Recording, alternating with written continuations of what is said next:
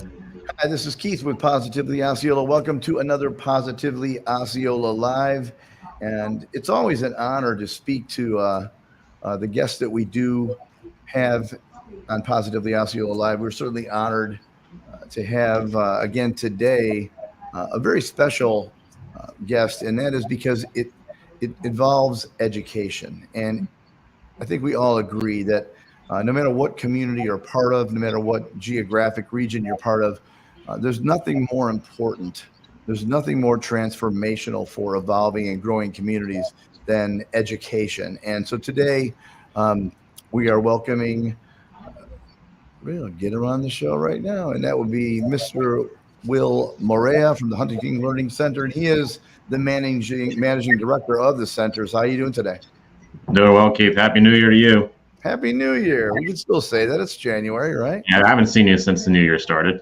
It's crazy. It's crazy. But I would say something about being extraordinarily busy, but you are as well. So your position, we'll talk about it more certainly as we get started in this today. We'll let a few people pop on and join us. You certainly have a very, I wouldn't want to say complex, but it's certainly a very, very important role at Huntington Learning Center. We're going to, like I said, we'll wait a couple minutes and I'll get more into that. But how does it feel to be kickstarting into a new year already? Couldn't happen soon enough, Keith. I know last year was definitely had its challenges, good and bad. And as always, with the new year, you're looking forward to bigger and exciting things and new goals to hit. And so far, we're on the right track. And between me and Miss Wey Wey, our center director, we're looking forward to hit those goals. I tell you, I was thinking when you were talking just now, it's you basically started, and we will talk more about this. You basically started as COVID came into our lives. And I can remember shaking my head thinking, that is a challenge for any new business, no matter what kind of business it is, not thinking it out right. Having, we have the ability to look back 2020 now, but hindsight, literally, it was literally, it was the perfect timing because what didn't focus itself quick enough was the fact that we would all be looking at challenges for education. And so the timing of you being in the community was perfect. So we've got some people popping on. Let's go ahead and make it official, if that's okay with you. Yep. Here we go.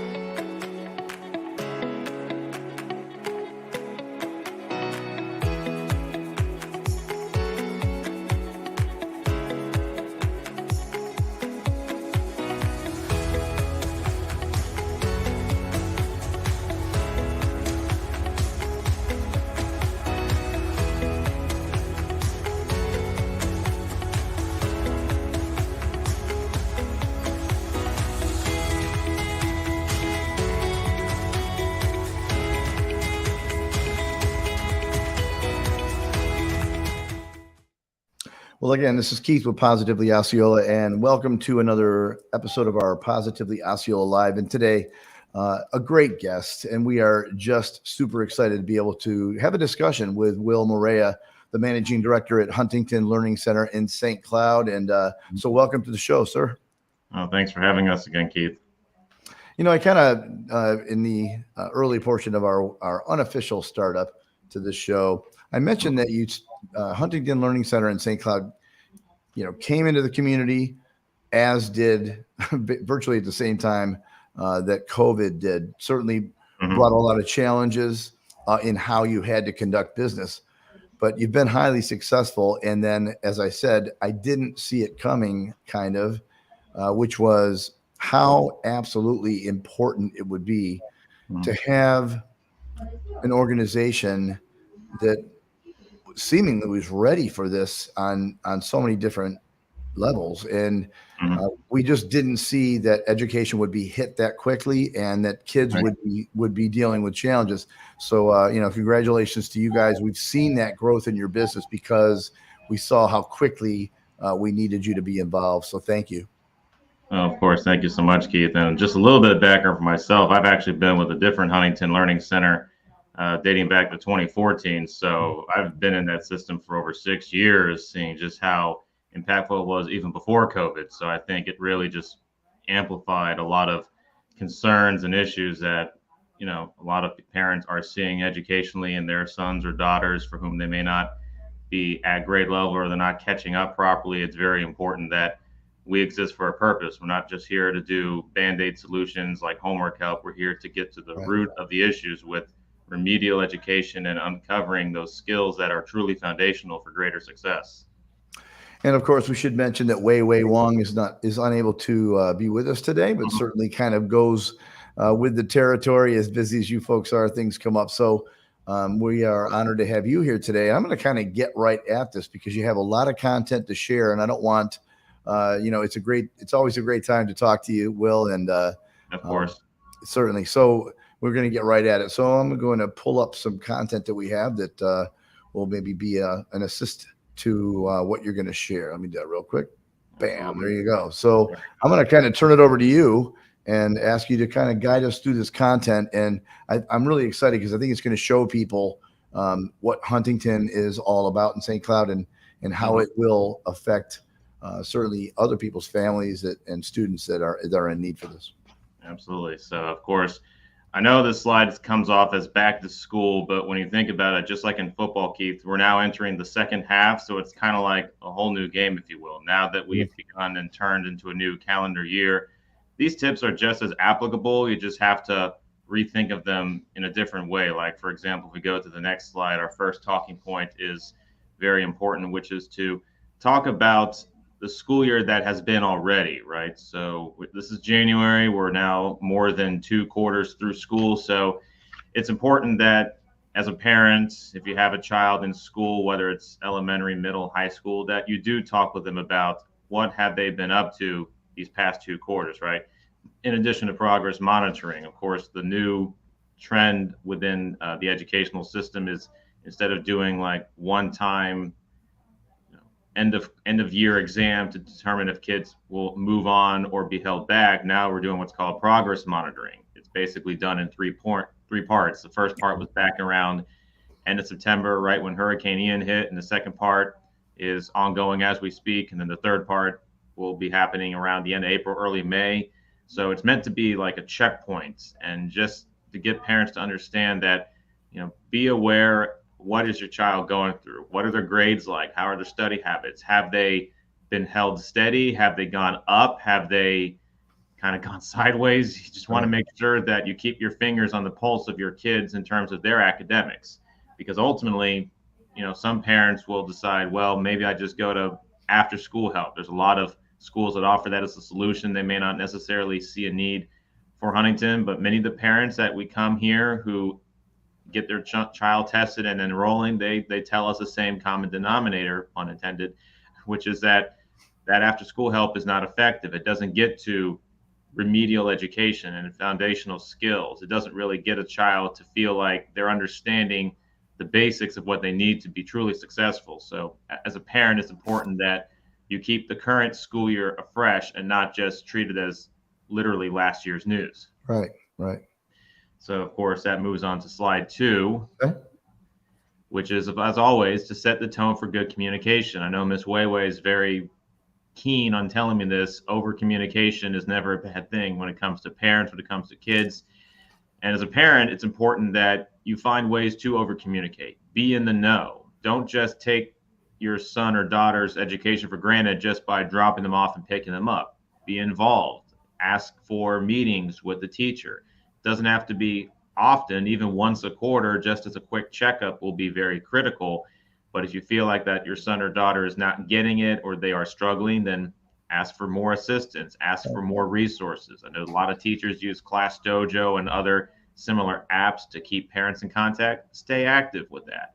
Support the teacher's role. Don't make their life any harder than it has to be, because I'm serious. Like, these teachers, they have a very tough job working sometimes up to 25, 30 kids at a time, and you can't always reach everybody effectively, for better or Right. worse. So that's why for many of these parents who are wondering, why is my son or daughter not doing well, at least cut the teacher some slack that they are trying their best that they can under the circumstances. With your own child, be interested and listen to them. Don't just berate them if their grades are not what you expect them to be, or just make sure that, whatever they're going through, if your child's in Huntington, we have the means to make school visits on the parents' behalf. So we can act as a mediator to really speak to the teacher very directly and understand how can we best help your son or daughter who might come to us at school, and really try to make the best of both worlds work together. Gotcha. As always, report cards and testing data are important as ever. So, if you're not getting them, get in touch with the school front office and say, hey, can I at least get a copy so I know what they're at, so that you are informed? Because I'm sure there's nothing worse than sending your child to school, whether it's public, private, charter, parochial, you name it, and then you're not sure what they're getting themselves into. Right. Not a good fit. So, it's important as a parent to just be active and keep a good listening ear. So on the next slide, Keith. This is really helpful when you're especially a middle or high schooler, because it's not just the teachers you have to be aware of. It's the fact that there's a lot of front office staff, like guidance counselors, for example, in high school, or other professional staff, maybe a similar counselor, or even a school psychologist. If you feel like your son or daughter might need accommodations, or they need a sense of direction, that's what a guidance counselor is for. I'm sure that when your son was in high school, I'm sure you wanted to make sure, hey, go to him and see what you need to do for further help. If you want to go to college, where do you go to college? What scholarships exist, right? Because there's nothing worse than just simply going to school and then not fully utilizing all the resources in front of you here. So it's very important that older students in particular know not just their teacher, but other staff around them whose job it is to get them to where they need to be academically. And it's never too late to do that, whether it's in August, January, you name it. So It's kind of off of what you said in the prior slide, communication, there's no such thing as over communication, and that having that discussion with those leaders, with those, those point people, it makes a world of difference for sure. Yep. So on the next slide then, Keith. All So right. keeping up with the theme of being the parent in this respect is to establish your own role within your son or daughter's education here. So you really want to go about their education as you were, say, a coach, right? Like if you're a sports coach or any kind of extracurricular, you really want to keep a close eye on everything that they're doing, because if you're not improving, then they will be eventually going in the opposite direction of improving. So on a day-to-day angle, that just means to make sure that you encourage independence in your son or daughter. Halfway through school, sometimes you kind of ease off the gas pedal a bit because, you've already been through 4 months of this. They should know better. Younger kids still may not. So you just want to keep that routine under wraps, in addition to your problem solving skills, Right. as well as how does your child learn best. I know that some kids truly learn better by visualizing information. Others do better listening well. Others do better by writing things down and understanding it that way. So especially when you have an older child, you should hopefully know how your son or daughter learns best. Right. Making sure that when it comes to homework, that you establish a routine and stick with the pattern. So, if you have a big enough house, for example, make sure there's a dedicated space for doing homework, and making sure that they have the time to do it on their own, but then making sure that they have the ability to complete it and make those real world connections. I know it's sometimes not always easy to look at math or reading or history or science and say, when am I ever going to need this? But as a parent, it's important not to disregard that merely as busy work, but as stepping stones to bigger and greater things. So the math you learn today is going to help you if you want to go in the medical field, or you want to go to a STEM field, or even if you just want to be back to being a teacher. That level of math is important. Same thing with history. You learn about the past to not make those same mistakes again, right? And then, of course, with science and reading, it's all about understanding different types of text difficulty, because you're not always going to be reading easy stuff as you get older. You got to know how to understand the important stuff and weed out the information that's not as necessary. Right. So it really is just a matter of just making sure that as a parent, you help with homework. And, if you still feel like your son or daughter is not getting there, seek professional help, such as us. That's why we exist, Keith, is that some kids may not understand the homework because the foundations aren't always there. So that's why we want to fill those gaps, so that current and future school years will be just as good, if not better. Because if we don't fix those gaps, they just get wider as the years go on. So Well, and I'll move to the next slide. That my son is in college now, and I still find that a little encouragement on the homework area is still beneficial.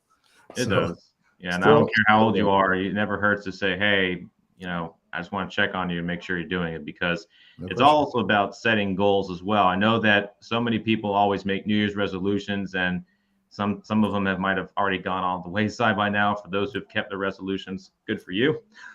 Exactly. So when it comes to your own child, make sure that your goals have been reset to make sure that they match expectations. What are you going through with your son or daughter, right? So that just makes sure that any interim goals that your child might need or have. So we're 50% of the way through the school year. So are they on track to meeting those goals? So are they maintaining A's and B's? And if not, then figure out what's going on. Why are they not maintaining those grades? But also identify roadblocks. I know that here at Huntington, we also offer quarterly newsletters by our founder, Dr. Ray Huntington. His most recent one this current month is actually about how does screen time affect your child's learning abilities? Mm. Because now more than ever, it's like there's always a screen seemingly in front of every child's face, whether it's a Right. phone, whether it's a TV, whether it's a tablet or a laptop. Knowing that maybe that's a distraction if it's not used for actual academics, you as a parent need to say, you know what, no screen time after a certain time during the day. I need you to be either focused on school or get ready for bed so you have a good night's sleep for the next day. But make action plans. So if the goal is to maintain those A's and B's, then got to have to set aside a certain amount of time during the school day, the school week, over the course of a month, now through the end of May. Because again, if your child is involved in any other extracurriculars, if those grades start to slip, then those extracurriculars are just really just not necessary, if you know what I mean. Because ultimately, every child's job in school is to be their best self and learn as much as they can and measure the progress too. So if those test scores, interim testing are not where they seem to be, or those grades are not what they used to be, again, seek professional help. Gotcha. If the school does not provide the resources necessary, we certainly exist as a great addendum to many children's educations here. And I can assure you, Keith, we've had so many success stories ranging from kindergartners to high schoolers and older. And it's important that no matter what, that those goals are realistic but achievable. Awesome. So next slide is to make sure you establish that homework routine. Very, very important, because we can't be treating homework as just a couple of worksheets that you do off to the side. You should have a dedicated space and time for accomplishing homework, in the sense that you want to be able that we treat this very seriously. This should not be a very, casual thing that you do off to the side. So if your child learns best when they come home straight from school, maybe they do best after dinner, maybe they're a night owl. You just never know. Just make sure that whatever works best, that you stick with it as long as it works, making sure that you prioritize study time. This is especially true as the week progresses, and oftentimes there are tests at the end of the week. So on Wednesday or Thursday, you got to really make sure that you give your child a little space to themselves, like an office or an open layout where there's few, if any, distractions. That's important. And encourage good study habits as well, making sure that they have time to prepare for tests and quizzes. So if you're an older student, that means getting ready for the SAT or the ACT. We do Right. a lot of exam prep help here as well. And then those EOCs coming up around April, early May, whether you're a older student or a younger student, those tests are very important, because ultimately, in some cases, that'll determine if the child will move on or be held back. So you want to maintain those expectations now in January, so that when you get to April and May, that they are fortified and not very loose when you wonder, why is my child still struggling? I tell you, I was thinking as you were saying that this would actually have been a great show for adults to actually to be a part of as well, because of and some certainly are, just for correct routines for all of us, no matter what Yeah, your this age is is. not this is not strictly a K to 12. I mean, even if you're a junior college or a college student, many of these tips are still applicable. In this case, you're looking at new semesters, new courses, just as relevant. But for the K to 12 crowd, for parents out there watching, this next step is very critical as it relates to activity schedules, because it seems like there are very few kids that only go just to school, right? Many kids will have they'll have sports, they'll have some sort of extracurricular physical activity. Maybe they're involved in a youth group organization on Wednesdays, for example, or they have a hobby like they like to go ride horseback or they want to go hunting. I know that's a common hobby among some of our students here, Sure. but it's important that activities do not supersede academics because again, all that extra time spent, going and doing all these extra things, even on the weekends, will just feel like wasted time if those grades are not passing or higher. So that just means setting limits, setting expectations. Middle schoolers and high schoolers more so because they need to know how to sometimes juggle many different priorities.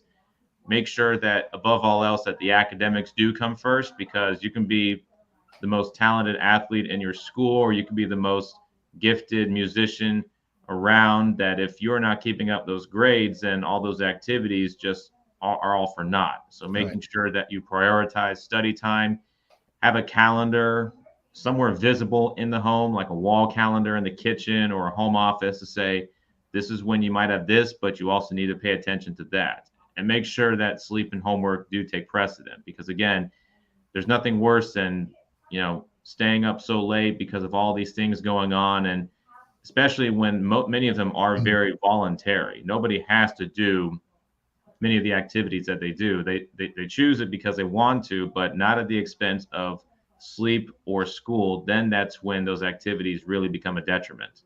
Understood. So on the next slide, adjusting the schedule. This is just as applicable for a new year because, you think of January and a new year, it's always fresh in mind like, okay, I really have to do a better job of managing my time or managing other expectations.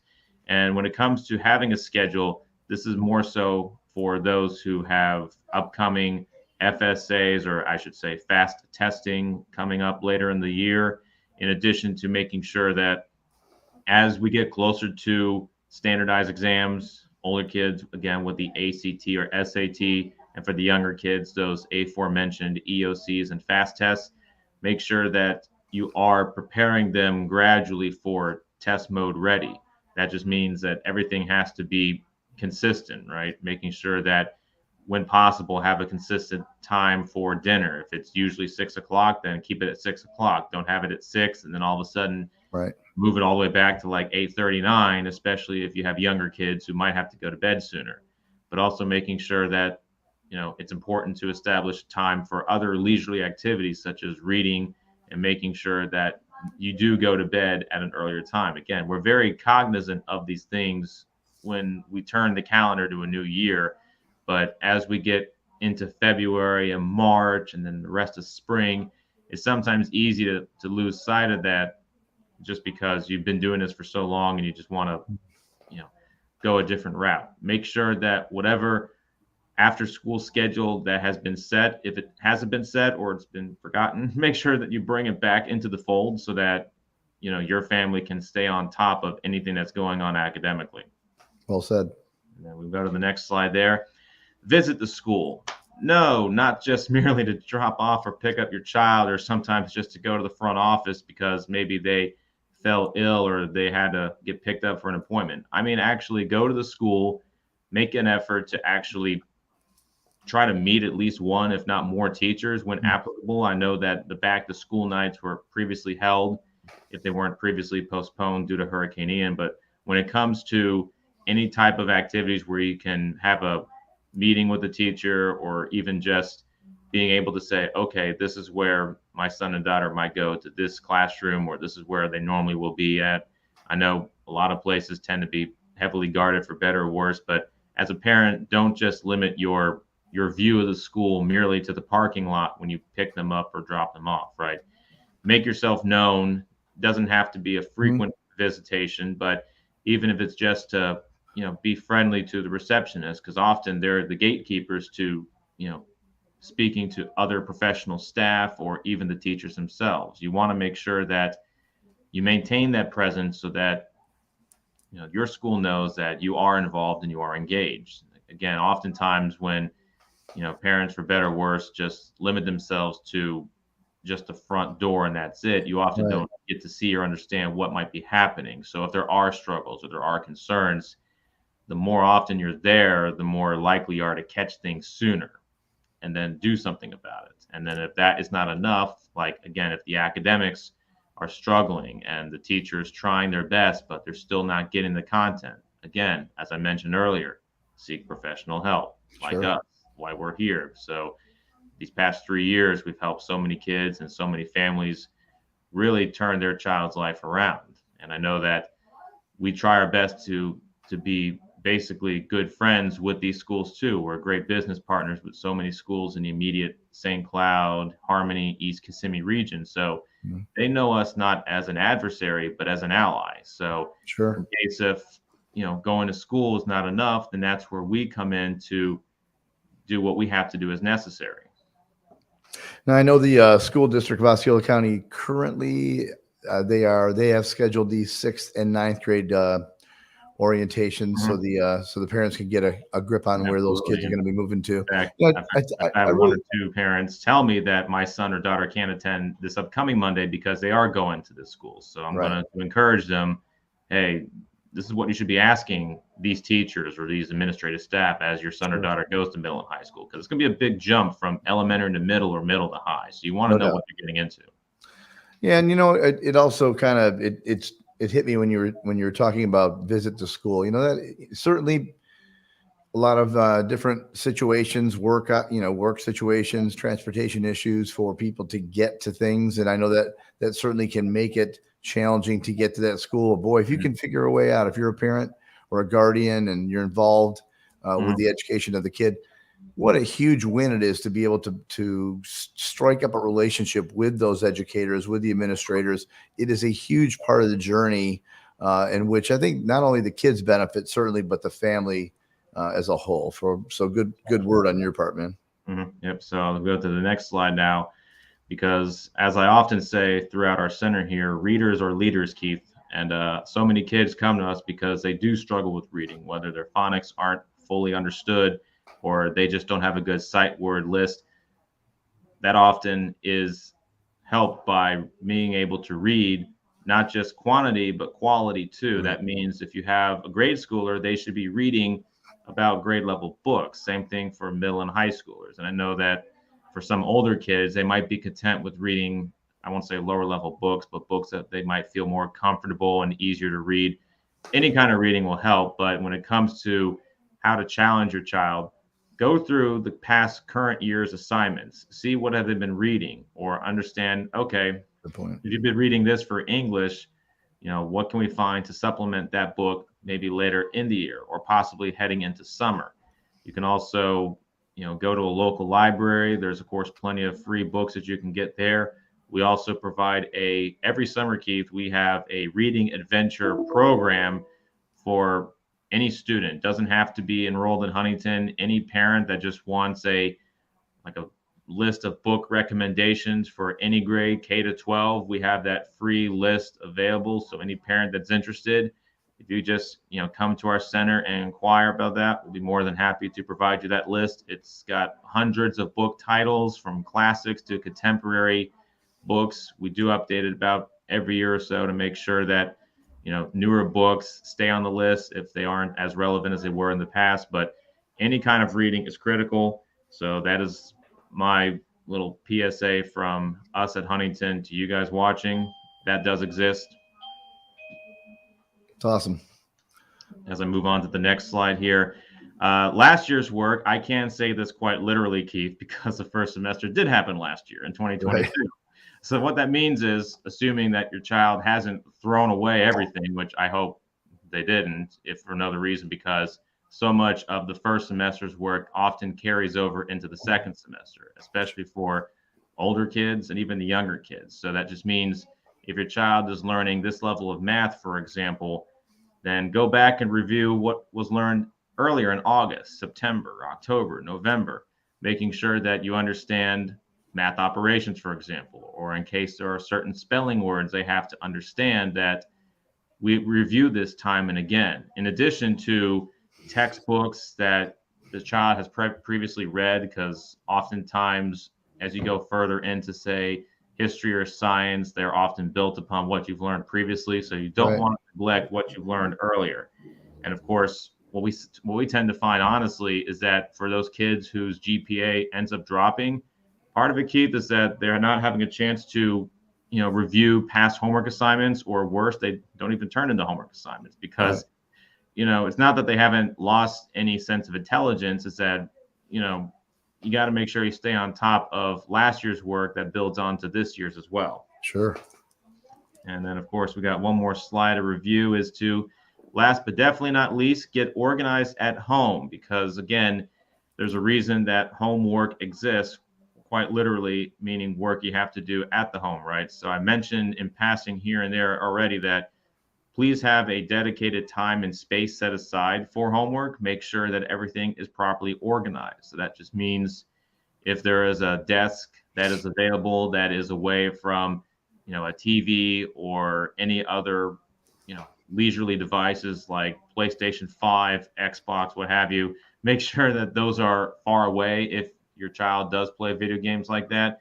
And even if they don't, just make sure that there is a system in place that's from the time that your child walks in the door. So again, just having that family calendar of study time, relaxation time, and making sure that that organizational system exists. So that means any set time for studying homework, do that. If you have to make a bin for assignments that have been completed Hmm. or other past assignments to review, have that readily handy as well, because Excellent. ultimately that'll save a lot of trouble and time. If you're wondering, hey, where's this homework assignment? Where did it go? Is it in your backpack? I'm not sure.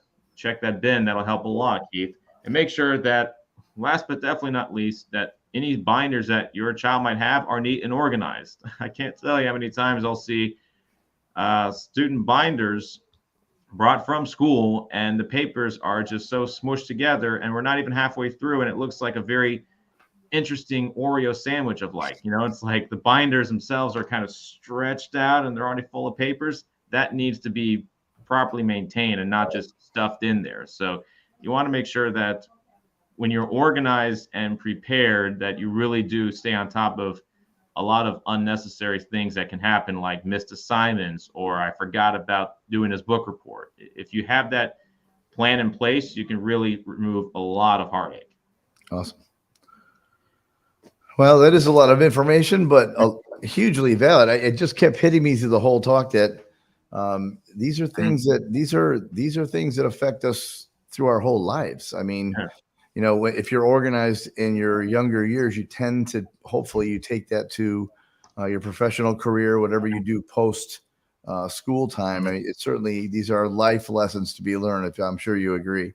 Indeed, and just like in football, Keith, you can't do the same thing for 60 minutes and expect to win often. You got to know how to make adjustments during the second half, just like how January is the second half of school. The things that have worked in the first semester may not always be the case, so you have to know how to tweak and adjust things. Right. And then that just means, hey, if I struggled at doing this or that, then you know what? That's the whole point of January and a new calendar year, is to stay on top and do better, because the year is far from over. There's plenty to do and plenty to ultimately do a better job at in school.